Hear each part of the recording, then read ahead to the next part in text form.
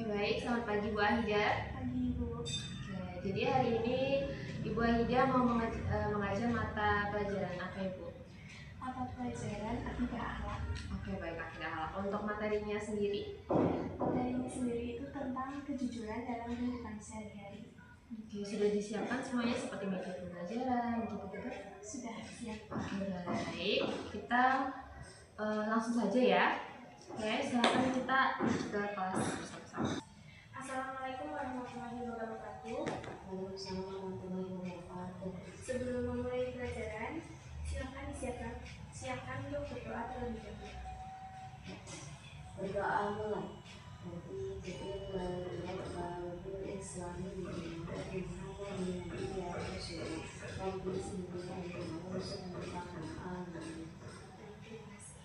Gimana kabarnya teman-teman? Alhamdulillah sehat. Hari ini kita akan belajar tentang kejujuran dalam kehidupan sehari-hari. Ada yang tahu apa itu kejujuran? Gak tahu Bu. Saya jelaskan ya. Kejujuran adalah salah satu akhlak terpuji dalam Islam. Kejujuran berarti berkata sesuai dengan kenyataan, tidak berbohong, dan berani mengakui kesalahan. Kejujuran merupakan salah satu akhlak terpuji yang sangat penting dalam kehidupan sehari-hari. Orang yang jujur akan dipercaya oleh orang lain dan disukai oleh teman-temannya. Sebaliknya, jika kita sering berbohong, orang lain akan sulit percaya kepada kita. Selanjutnya, kejujuran itu mempunyai manfaat. Jadi pentingnya kejujuran dalam Islam itu merupakan akhlak mulia yang sangat dianjurkan oleh Allah. Allah menyukai orang-orang yang jujur. Selain itu, setiap perbuatan kita yang baik akan terlihat, sedangkan yang tidak pun juga akan tetap terlihat. Semuanya akan dipertanggungjawabkan di hadapan Allah. Sebaliknya, jika kita sering berbohong, maka orang lain tidak akan percaya lagi kepada kita, walaupun suatu saat kita akan berkata benar. Kejujuran juga membuat hati kita menjadi tenang, karena kita tidak perlu takut ketahuan berbohong. Selanjutnya, contoh dalam kehidupan sehari-hari. Ada yang tahu contoh kejujuran dalam kehidupan sehari-hari itu apa aja? Saya Bu. Ya, Kalau mengerjakan ujian dengan tidak mendekat itu kan masuk kejujuran atau bukan? termasuk. Iya ya, salah satunya itu tidak mencontek saat ujian.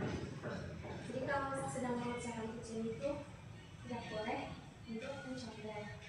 Yang kedua itu mengakui kesalahan. Apabila kita melakukan kesalahan, kita harus berkata jujur kalau itu kita yang melakukan. Yang ketiga, jika menemukan barang milik orang lain, maka harus dikembalikan karena itu bukan hak kita. Jadi hal-hal kecil seperti tadi itu sangat penting untuk dibiasakan. Selanjutnya ada akibat tidak jujur. Ada yang tahu apa aja? Gak tahu Bu. Akibat tidak jujur ya. Jika kita tidak jujur atau suka berbohong, maka kita akan kehilangan kepercayaan dari orang lain. Teman-teman bisa menjauhi kita, dan orang tua serta guru juga bisa kecewa. Selain itu, berbohong juga merupakan perbuatan yang tidak disukai oleh Allah. Oleh karena itu, kita harus menjauhi sifat tidak jujur. Sebagai kesimpulannya, kejujuran adalah kunci utama dalam membangun kepercayaan dan termasuk akhlak yang sangat mulia. Oleh sebab itu, mari kita biasakan untuk selalu berkata jujur dalam setiap keadaan meskipun terkadang terasa sulit. Mungkin pembelajaran hari ini cukup sekian. Saya tutup ya teman-teman. Wassalamualaikum warahmatullahi wabarakatuh. Waalaikumsalam warahmatullahi wabarakatuh. Oke, baik. Saya melihat tadi Ibu Ahida di kelas sudah sangat baik, pembelajarannya berjalan dengan disiplin yang baik, materinya yang dijelaskan juga sudah baik, siswa juga alhamdulillah ya terlihat kondusif, disiplin. Namun mungkin ada sedikit masukan dari saya, lebih untuk meningkatkan media pembelajarannya, divariasikan lagi supaya tidak terlalu monoton. Metodenya juga iya. Nah, mungkin segitu saja dari saya. Terima kasih. Saya sangat mengapresiasi Bu Wahida. Terima kasih. Ya, selamat pagi Bu Ayu. Selamat pagi Bu Najwa. Oke, hari ini kita akan melakukan kegiatan supervisi ya dengan Bu Ayu. Bu Ayu mengajar mata pembelajaran apa? Tidak. Untuk materi yang disupervisi itu temanya tentang apa? Iman pada hari akhir. Oke, sudah dipersiapkan semuanya? Sudah, insya Allah. Jadi kita langsung saja untuk melaksanakan kegiatan supervisi ya di kelas. Oke, baik. Bismillah. Assalamualaikum warahmatullahi wabarakatuh. Waalaikumsalam warahmatullahi wabarakatuh. Gimana kabarnya hari ini? Masih semua? Ini nih, orang berdoa dulu. Orang usah diklik. Orang berdoa ya? Baik. Bismillah. Assalamualaikum warahmatullahi wabarakatuh. Waalaikumsalam warahmatullahi wabarakatuh. Ya, silakan teman-teman berdoa terlebih dahulu.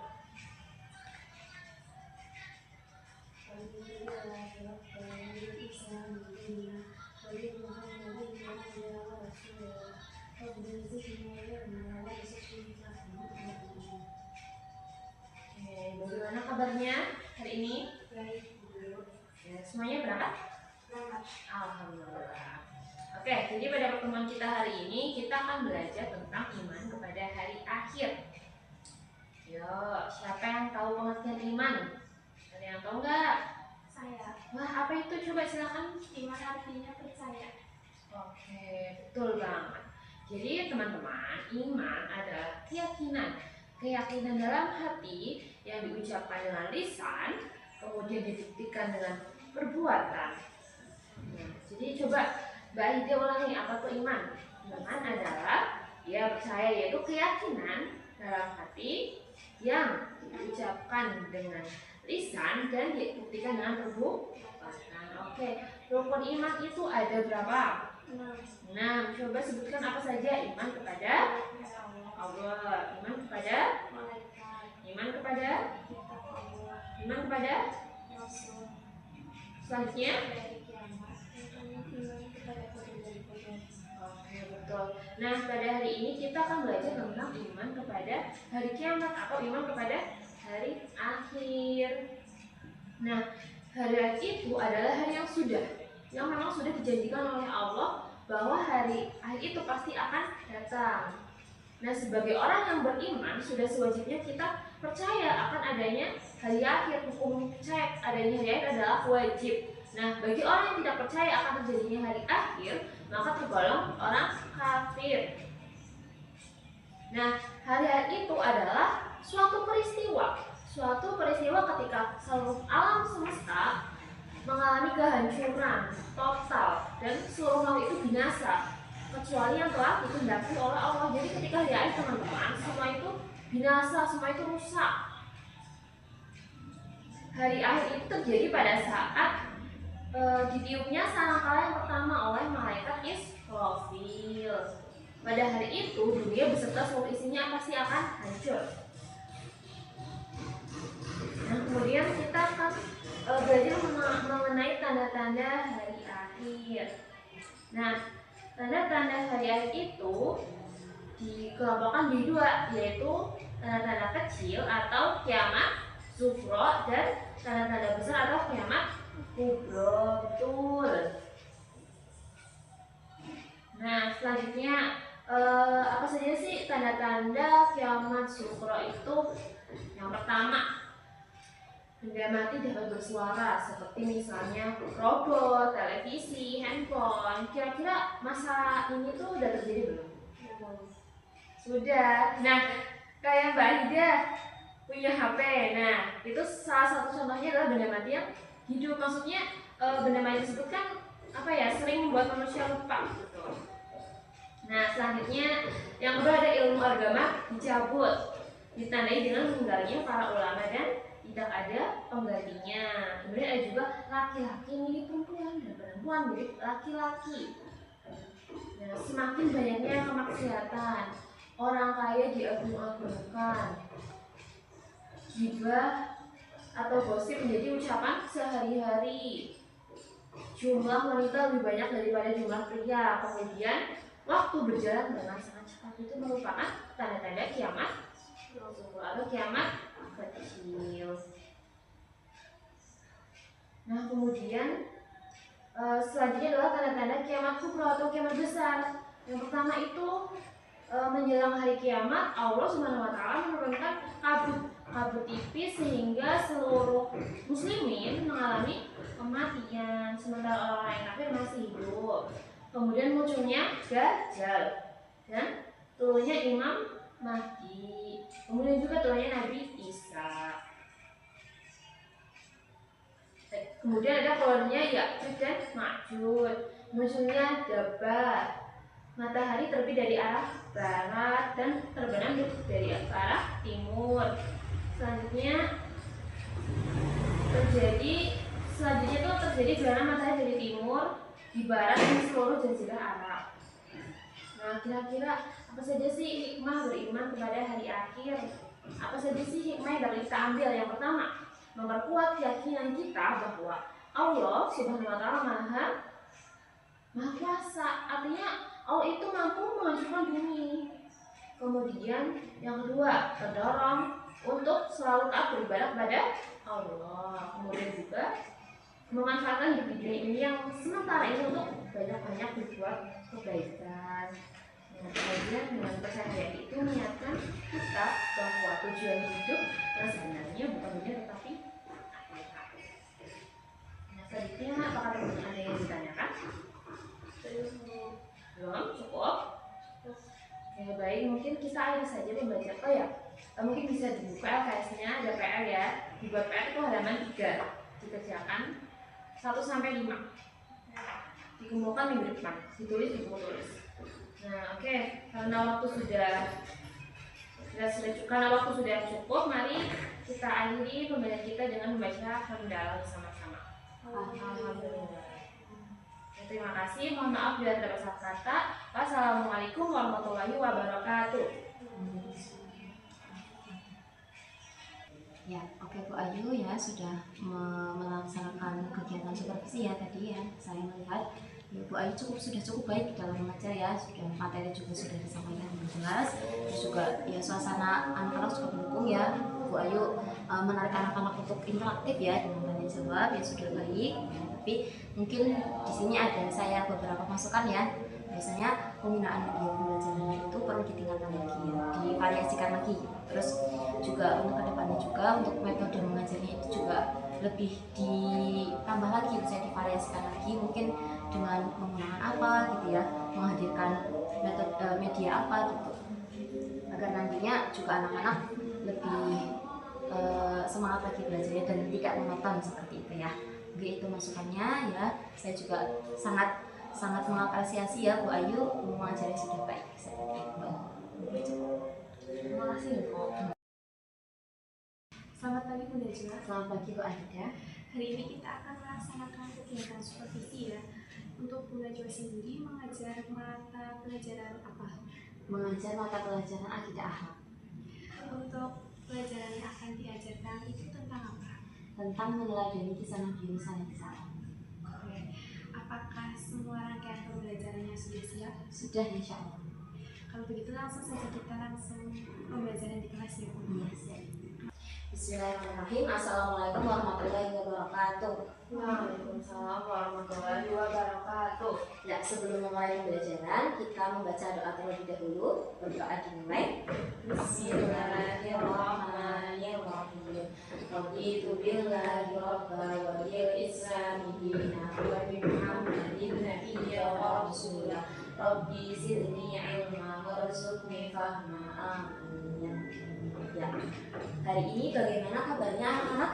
Alhamdulillah baik sekali Bu. Sudah siap memulai pembelajaran hari ini? Siap, insya Siap. Oke, jadi hari ini kita akan pelajari tentang kisah Nabi Yunus. Ada yang tahu kisah Nabi Yunus itu seperti apa? Ibu, kisah Nabi Yunus itu yang tentang ada paus-pausnya gitu nggak Bu? Ya, betul sekali. Masya Allah. Jadi kisah Nabi Yunus itu salah satu peristiwa itu ada yang melibatkan tentang ikan paus. Jadi hari ini kita akan meneladani dari kisah Nabi Yunus alaihissalam. Ya, kita mengenal dulu ya siapa Nabi Yunus itu. Nabi Yunus itu merupakan putra dari Matta. Nah, beliau itu diutus oleh Allah ke penduduk Ninawa ya. Kalau sekarang itu daerah Ninawa itu namanya Irak ya, namanya Irak. Nah, terus beliau itu otomatis menerima wahyu dari Allah untuk mengajak penduduk tersebut untuk menyembah Allah. Tapi mereka itu menolak, nggak mau menyembah Allah, maunya menyembah, ada yang tahu menyembah apa? Iya, menyembah patung. Jadi pada saat itu tuh patung lagi eksis ya. Jadi mereka itu tidak mau menyembah Allah tapi menyembah patung seperti itu. Nah terus setelah beliau mengajak berkali-kali ya ke penduduk kayak ayo menyembah Allah, tapi mereka nggak mau. Otomatis Nabi Yunus sedih apa enggak? Harusnya sedih. Iya betul, Nabi Yunus itu sedih dan marah. Nah, terus setelah lamanya beliau berdakwah karena memang tidak ada ketertarikan dari penduduknya, ya penduduknya itu menolak untuk menyembah Allah, beliau itu memutuskan untuk pergi meninggalkan kaumnya tanpa izin Allah. Nah kemudian beliau itu pergi menaiki kapal menuju sebuah daerah yang namanya Tarshish. Jadi ketika di tengah laut itu badai datang ya. Beliau itu lagi naik kapal, badai datang. Kemudian karena kapal itu keberatan beban, jadi nahkoda itu memutuskan untuk harus merelakan satu orang untuk terjun ke laut agar beban itu terkurangi seperti itu ya. Terus kemudian nahkodanya itu memutuskan untuk siapa yang terjun ke lautnya itu dengan mengadakan undian. Nah, setelah dilakukan undian 3 kali, nama Nabi Yunus itu selalu keluar berturut-turut. Nah, pada akhirnya dengan gagah berani ya, beliau menerima kenyataan, akhirnya beliau menceburkan diri ke laut seperti itu. Nah, kemudian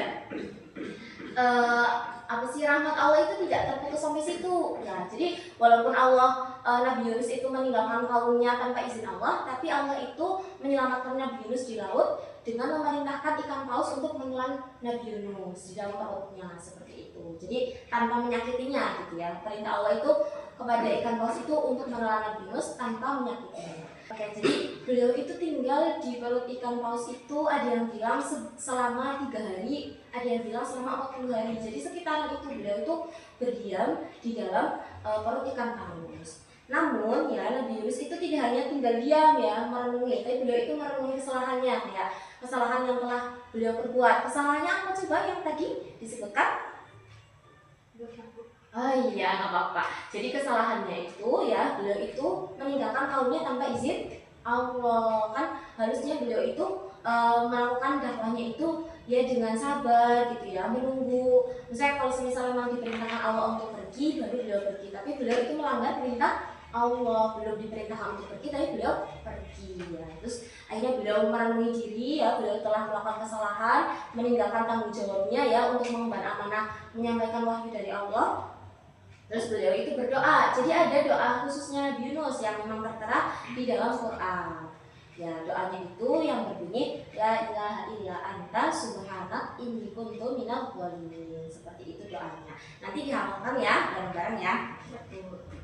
Nah kemudian ya setelah lamanya beliau merenungi ya, kemudian berdoa meminta perlindungan kepada Allah, meminta petunjuk ini bagaimana gitu ya. Akhirnya Allah mendengar doa Nabi Yunus dan memerintahkan ikan untuk memuntahkan Nabi Yunus ke pinggir pantai yang tandus ya. Jadi rahmat Allah atau kasih sayang Allah itu tidak terputus sampai situ saja. Jadi walaupun setelah dimuntahkan ke pinggir pantai yang tandus, Allah itu menumbuhkan sebuah pohon, namanya tuh dulu itu namanya pohon yakin. Kalau sekarang itu pohon sejenis pohon labu. Ya, jadi pohon labu itu atas izin Allah ya untuk melindungi beliau dari panas, mengusir serangga dan buahnya itu bisa dimakan seperti itu. Nah kemudian saat beliau sudah bertobat ya, memutuskan diri untuk kembali ke kaumnya. Nah setelah beliau kembali ke kaumnya, ternyata 100 lebih penduduk Ninawa itu sudah bertaubat dan beriman kepada Allah seperti itu. Jadi apa yang bisa diambil ya bahwasanya ini membuktikan bahwasanya Allah itu Maha Pengampun bagi siapa saja yang mau kembali ke jalannya yang benar, dan buah dari kesabaran otomatis akan berbuah yang manis ya. Manisnya itu tadi berarti penduduknya itu mau beriman kepada Allah seperti itu. Ya, Ini kan kita meneladani ya. Nah, coba sikap yang baik atau perilaku yang baik yang bisa diambil dari kisah Nabi Yunus apa? Coba. Kesabaran. Masya Allah, iya kesabaran ya. Jadi dalam melaksanakan perintah Allah kita harus sabar, harus teguh, terus mungkin hikmah yang lainnya itu kita harus berani mengakui kesalahan. Jadi kita harus evaluasi diri ya, harus mengevaluasi diri ketika kita salah, kita harus minta maaf ya gitu. Terus hikmah yang bisa diambil juga itu adanya kekuatan doa. Jadi kita itu harus banyak-banyak berdoa ya, karena kepada Allah itu, misalnya Allah itu kan maha segala-galanya ya, maha menerima doa, maha kaya, maha segala-galanya. Jadi kita harus menyerahkan segala urusan kita itu kepada Allah setelah berusaha seperti itu. Nah, adapun penerapan akhlak terpuji yang bisa kita ambil dari kisah Nabi Yunus itu berarti yang pertama itu tadi apa? Iya, kesabaran. Jadi dalam menjalani hidup ini kita harus sabar, ketika ditimpa masalah kita harus sabar. Penerapan yang kedua itu berarti kita harus pantang menyerah. Contohnya itu dalam kehidupan sehari-hari ya, kita sebagai siswa ya, anak-anak sebagai siswa berarti harus belajar. Dalam belajar itu nggak boleh menyerah, harus bersungguh-sungguh seperti itu. Terus berani mengakui kesalahan ya, ketika misal dalam kehidupan sehari-hari kita berbuat salah kepada teman, berarti kita harus berani meminta maaf gitu. Terus juga yang terakhir itu penerapannya kita harus rajin berdoa seperti itu. Ya, untuk pembelajaran ini ada yang mau ditanyakan terlebih dahulu? Sudah cukup, Bu. Cukup ya, cukup. Ya, untuk PR-nya ya nanti Ibu tulis di papan tulis, silahkan hafalkan doa Nabi Yunus ya. Nanti untuk pertemuan besok silahkan disetorkan ke Ibu satu-satu ya masing-masing. Baik, Bu. Ya, cukup sekian untuk pembelajaran hari ini. Kurang lebih Ibu mohon maaf. Terima kasih. Wassalamualaikum warahmatullahi wabarakatuh. Ibu Najwa sudah melaksanakan kegiatan supervisi ya. Pembelajarannya sudah cukup baik dalam mengajar, malah baik sekali. Materi yang disampaikan juga sudah sangat jelas dan suasana kelas itu sangat kondusif. Ada interaksi antar siswa. Namun masukan dari saya itu Ibu Najwa perlu meningkatkan kembali media pembelajaran agar pembelajaran itu dapat berjalan lebih bervariatif. Jadi kedepannya Bu Najwa mencoba metode-metode pembelajaran agar siswa terlihat lebih aktif kembali. Seperti itu. Terima kasih Bu Najwa, saya sangat mengapresiasi pembelajaran